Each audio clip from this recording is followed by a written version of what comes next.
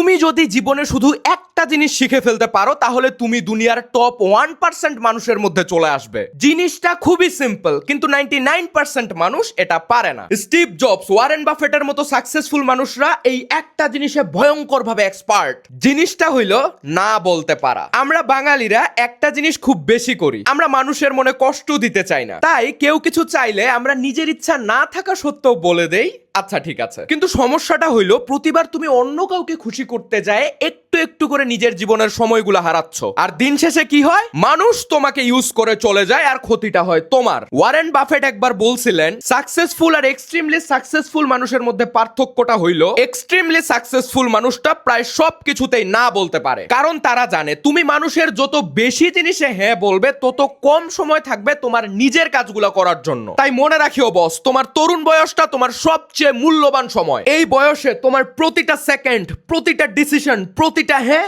আর প্রতিটা না তোমার ফিউচার ডিটারমাইন করবে।